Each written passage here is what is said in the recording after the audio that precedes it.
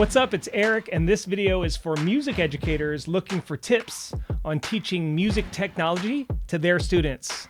In this video, I'll show you some workflows for creating drums with audio like this.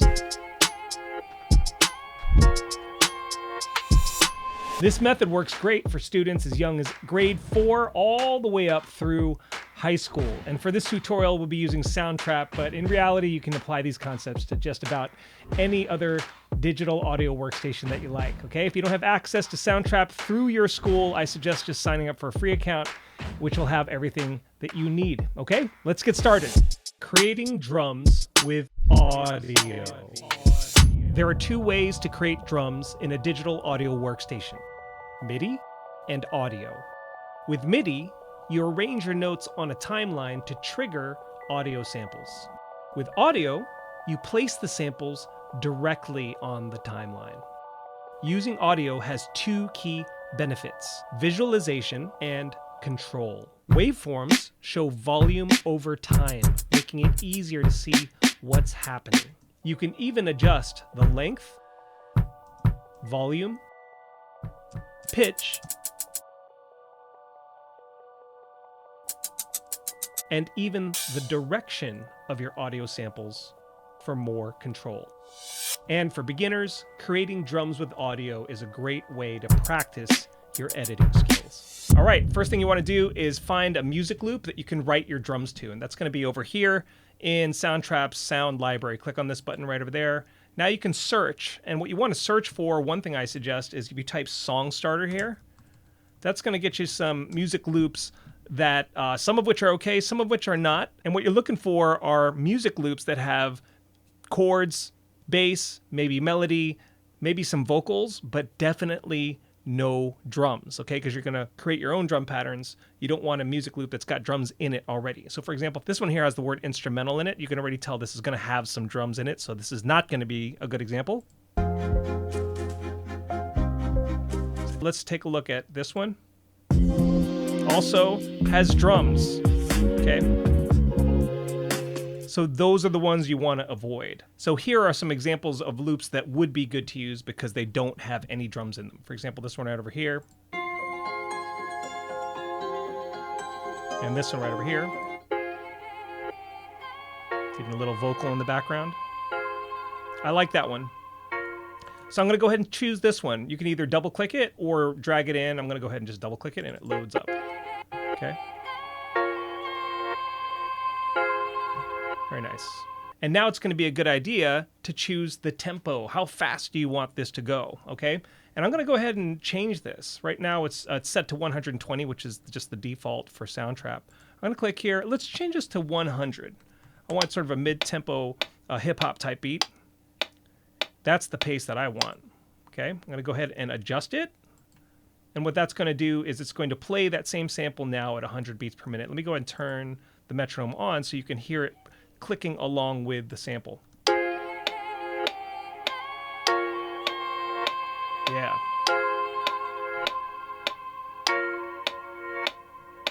Then what you want to do is you want to make sure that your grid size for now is set to automatic grid size, and you want to isolate just one bar from bar 1 to bar 2, and when we zoom in, we can actually see, if we zoom in far enough, we'll be able to see the ruler up here. See the 1.2?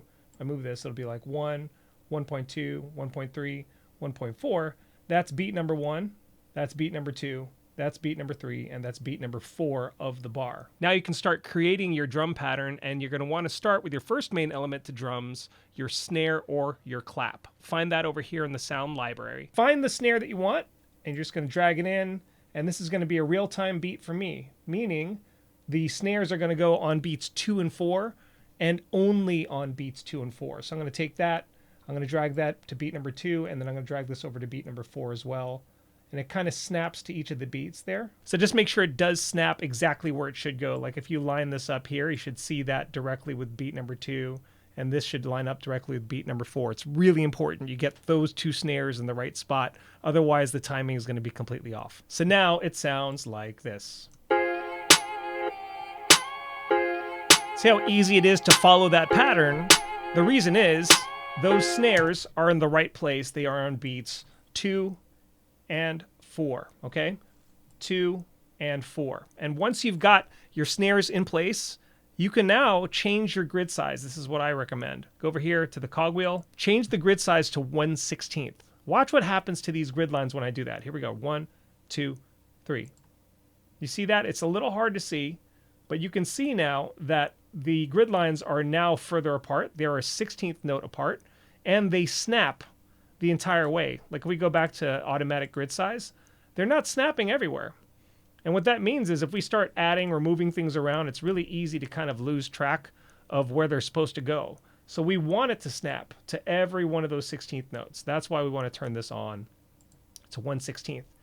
Okay, so no matter what we do, it's always going to fall on a 16th note in the grid. So just be aware when you do change away from the automatic grid size to one of these over here, the beat ruler goes away. So watch, I'll put the automatic grid size back there. I put it back and now the beat ruler is back. And you actually have to be zoomed in far enough in order to be able to see it, right? So if you zoom out too far, you don't see the beat ruler there. Okay, but just kind of keep that in mind. When you change to a fixed grid just like this, the beat ruler will go away. Now you can go and search for a kick. So there's one over here. And I like this one. This is the hip hop effort kick. It's got a sort of a low thumpy sound. And it doesn't have a lot of high frequencies. Like that has more high frequencies. I don't want that. So now because I have the kick on beat number 1 and the snares on beats 2 and 4, it's going to be very easy to follow this pattern because the snares tell your ears where the rhythm is and the kick tells your ears where the beginning of the pattern is. Let's take a listen.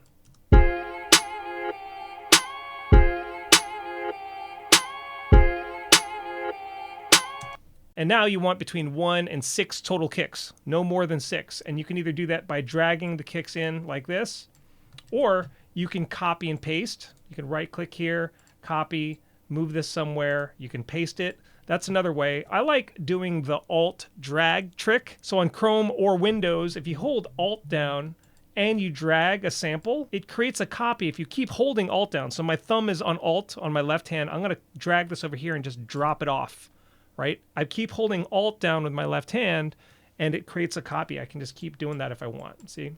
That's the quickest way to do it. That's the way I like to do it. I'm going to undo that there. So you want between 1 and 6 total kicks. And a good idea to create with intention is to sort of beatbox your pattern out loud. So I'm going to do that right now. And it's going to tell me where I want to put my kicks. So like right over here is when I went the second time. So I'm going to drag it, I think is right over there. I'm going to go ahead and hold Alt down and then drag this over here so it creates a copy. And this should be in the right spot. Let's take a listen. There we go. That's what I wanted. And for now, for me, 2 kicks is enough. Now it's time for the third main element to drums, which is the closed hat. So I'm going to go ahead and search for that. Closed hat. So I found this closed hat that I like. But before I add any closed hats, I kind of want to beatbox along with this just so I can create with intention. Okay, so here we go. So that's what I have in my head. Let's go ahead and drag one of these in at the beginning, and it's going to go. So that's going to be 3 quick ones. I'm going to do the copy and paste one this time around. Control C, Control V, move this over here, Control V. So right over here would be one. And I think this is what's in my head. And I'm going to go ahead and remove this one here.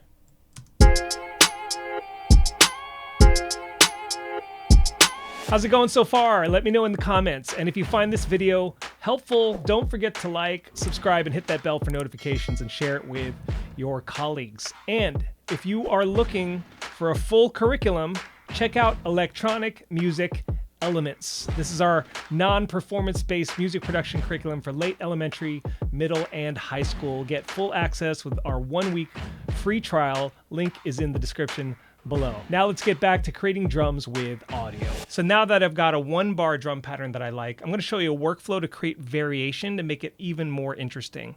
We're going to get from a 1-bar to a 2-bar to a 4-bar drum pattern. Okay, let's start off with the 2-bar. I'm going to zoom out just a little bit. And I'm going to extend the end of the loop brace over here to bar 3. And what I'm going to do is I'm going to take everything that I made and I'm going to duplicate it over to the second half. So I'm going to do that by holding Alt and dragging over to the right and dropping it right off. See? So now it creates a copy there. And the idea is you make a small change in bar 2, okay? Small change, meaning your strongest sounds, for example, your kick, your snare, don't do too much with those sounds because those are really powerful sounds. We only want like a small change to happen here in bar number 2. So here's an example of what that might look like. First, I'm going to change up the closed hat pattern just a little bit by adding another closed hat. So it's going to go, okay? So that means I want to add one more right over here, okay? There we go. And then now I can add more sounds. For example, I can search for a one shot, say hip hop, and a percussion sound or perk. These are just short percussion sounds that sound good on the off beats. So for example, this one right here is pretty good. And what I'm thinking is it's going to happen one time and it's going to go sometime over here. It's going to go something like right over there. So I'm going to go ahead and place that. I think this is the spot. Let's take a listen. That's what I want. So there we go. That's an example of a small change in bar number 2. Now let's continue. Let's make this 2-bar loop into a 4-bar loop. I'm going to zoom out a little bit. Change the end of the loop brace over here to bar 5, so it's a 4-bar loop. And the same sort of process here where I'm going to copy the entire thing. I'm going to hold Alt and drag it. And again, on Mac, that's Option drag. And now what I want to do is make a bigger change in bar 4. Okay, so the first small change was in bar 2. Now the bigger change is going to be in bar 4. So let's kind of zoom in on this last section over here. And for this bigger change, I'm going to start playing around a little bit more with the snares. So let's go ahead and do something like this. I'm going to take this and maybe do something like that. So now it happens just like that. There we go. I like that at the end. Let's kind of zoom back in here. And let's now do some stuff with the kicks as well. So how about kick, kick, how about kick, kick, kick, something like that. Oops. And if, like right now, this clip is overlapping with the grid line, I'm going to pull it back here so that when I make a copy of it, it doesn't step on the beginning of the other kick. So now it sounds like this. And then I think I want to add one more perk sound. I'm going to go ahead and copy this guy. And I'm going to move it right over here. I'm going to shorten it first, though, so that it doesn't step on the beginning of this perk sound. For example, if I do this, and I move it back here, and I paste it, watch what happens. It's going to cover this up because it's longer. See how it's too long? And we don't want that. So I'm going to undo that. I'm going to take this. I'm going to shorten it, and I'm going to copy it, and I'm going to place it right before it, just like that. So now we can take a listen to the entire thing.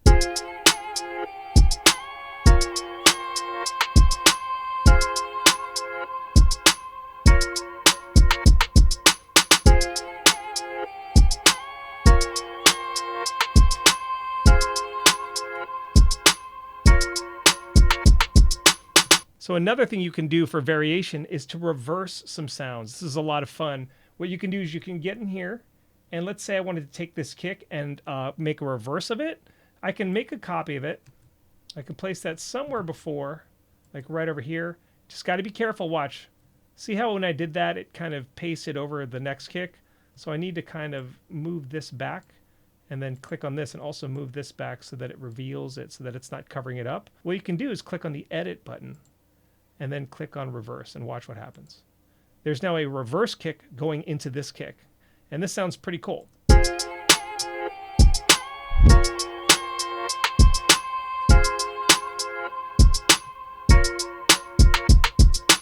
And one last thing you might want to try is reversing some cymbals. Okay, so here's one. This is an 808 ride. This is going to sound pretty cool when I drag this in here.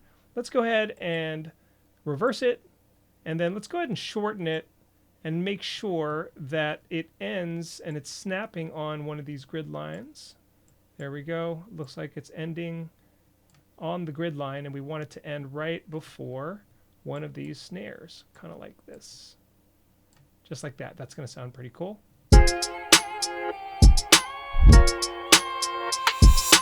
And we could do it again right over here so that it ends right where this last snare happens, just like this.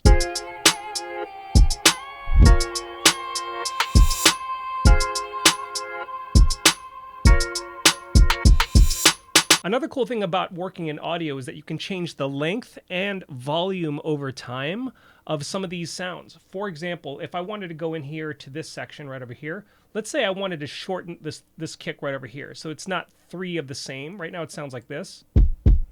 Okay, let's say I want this one right over here to be a shorter kick. I can just shorten it by dragging this over to the left, and it'll be sort of cut off. So let's take a listen. You can hear a little bit of a clicking sound. And what you can do is you can take this upper corner right over here. This is called a fade, this little dot. And see, when I do that, it creates a little ramp. And there you go. You can kind of see a ramp going from up to down. And what that means is the volume is going to go down over the length of that entire audio clip. So now it's going to sound like this. It's going to sound smoother and shorter. See that? So that might be a nice touch. Let's take a listen to that in context. And while I'm at it, I'll do the same thing for my snares here at the end. I've got the main snares playing on beats 2 and 4, but there are these fast snares happening towards the end. I'd like those to be a little shorter. So I'm going to take the fade and move that all the way to the left and all the way to the left. Okay, so let's solo that and take a listen. This will sound slightly longer than these two. And now in context, let's take a listen. It's probably going to sound really nice.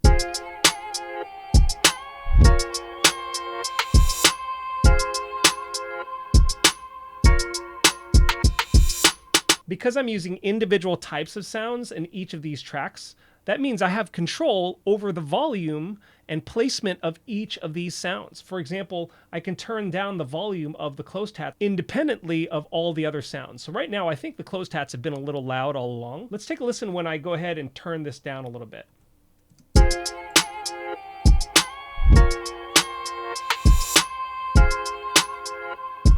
I like that better. Now I'm going to go ahead and adjust the volume of some of the other sounds. Turn these down a little bit.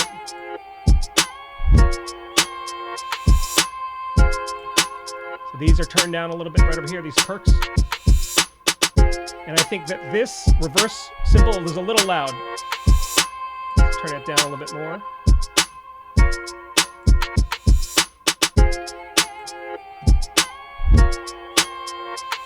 There we go.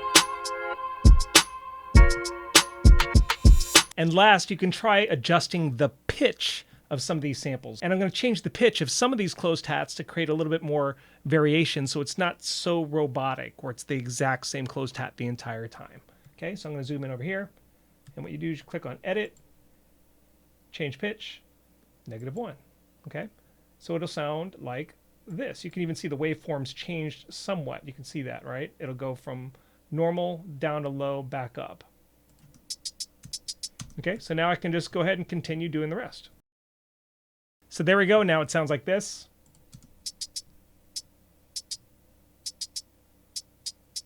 And in context.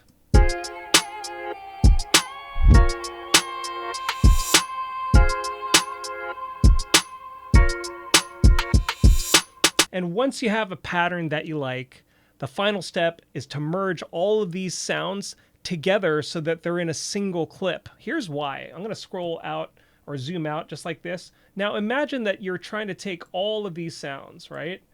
Say you're trying to take all of these sounds and use them in an actual song, right? When you move these around, I'll just make some copies here. Imagine that you're doing this. See how easy it is to accidentally move one of these small pieces to the wrong place? It's really easy to do that because they're so small. It's going to be better if they're somehow joined together. And here's how you do it. You go over here to Settings and you merge tracks, okay? And you're going to choose which tracks to merge. And what that means is, for example, let's say the snare track right over here. I'm going to click on this. I'm going to click Merge, and it's going to take every single one of those snares and put it into a single clip. See? You can move it around just like that, okay? And you can now change the length. So now it is exactly 4 bars long, okay? And then I can do the same for the rest of the sounds. Let's go ahead and do that. Merge tracks. For the hip hop track, there you go. Can take that and move it like that. Settings, merge tracks, do that for the closed hat, and do this one at a time for each one of these. So now the tracks are merged, the clips are resized, and now these are actual loops, 4-bar loops that can continue to play. And now I can stretch this to the end. I can do that. I can also do this, get all of them at once, and then I can take this over to the end and zoom out. And if I want to, I can even take this and go further, right? the idea is, since these are all in single clips, it's going to be a lot easier to arrange these later when you want to actually create a song. Okay, let's take a listen to this from beginning to end.